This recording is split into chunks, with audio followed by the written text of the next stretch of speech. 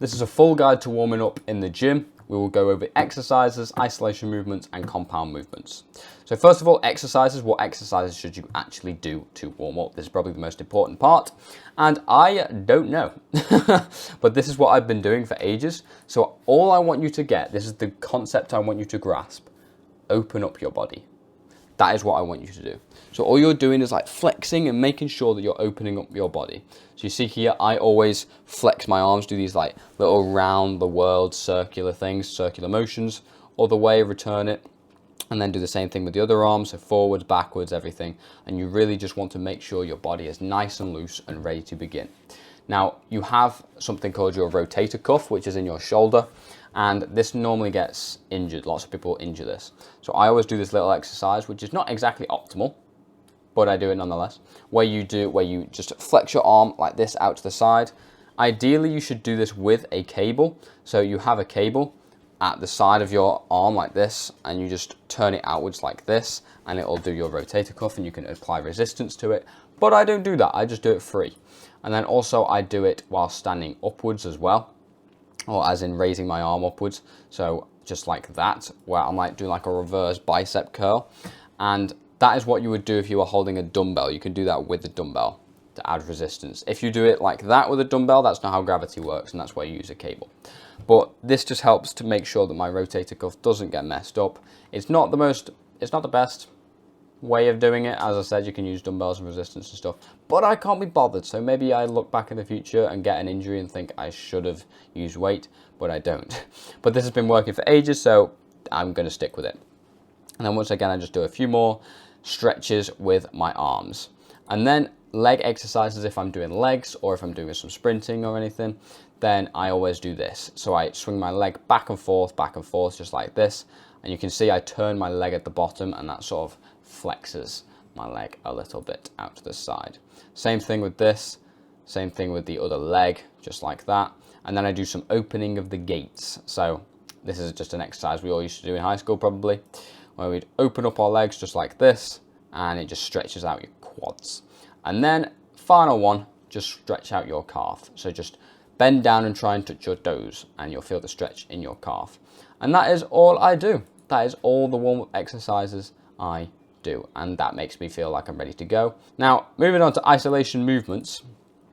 To actually warm up, like within the gym, not just as in like your body, but actually the certain muscles that you're training, I always do one warm-up set for 3 to 5 reps. So say, for example, I was warming up my biceps, I would take a weight that I can already do, probably like 60-70% of what I can normally do as a top working set. So I'm on the 14s right now, so maybe I'd do the 8s or the 10s or something. And I just do a nice quick warm-up set, but I'm not just throwing my weight around like this. I'm reenacting exactly what I would do in a normal set. So I'm going down very slowly, stretching at the bottom, curling all the way up to the top, just like this. Curling all the way to the top. Now this used to be like my top set, so obviously I'd be doing this a lot faster. Trust me, this is the correct form that I would use for my warm-up set. So just dead quick. You don't have to count the reps if you don't want to. Just make sure you feel nice and ready to go. And then because it's an isolation movement, I only do one warm-up and I'm ready to go. Now I only do one warm-up per muscle group. So say for example, I'm training back and biceps. I only do one warm-up for biceps, and then I only do one warm-up for back. I don't do it for every single exercise. Like lots of people do that, it just takes way too long. So I don't do that. As soon as I've done one warm-up, I'm ready to go. Except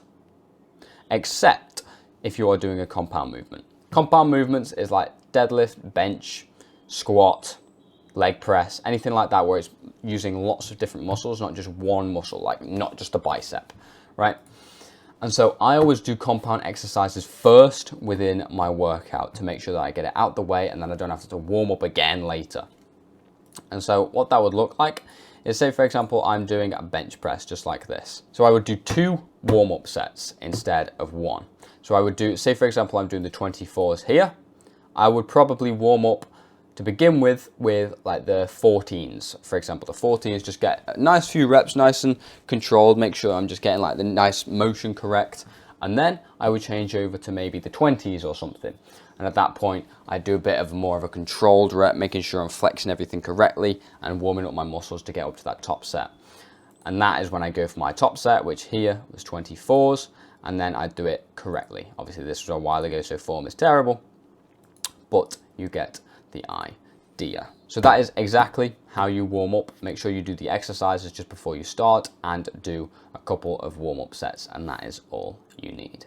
Now, if you want even more advanced education, then my school program linked below will take you to these courses where I literally cover absolutely everything you could possibly know in excruciating detail. You also get full one-on-one access to me, so you never need to think, yeah, but what about this? Or what about eating this? Or what about training like this? You can message me, or you can message the people within the community, the members, and they will give you personalized advice. So you are guaranteed to win. There's no way you will fail. There's no way you will fail to reach your goals in this program. If you truly want to change your life, truly want to start taking action, then click the first link in the description, and I will see you over there.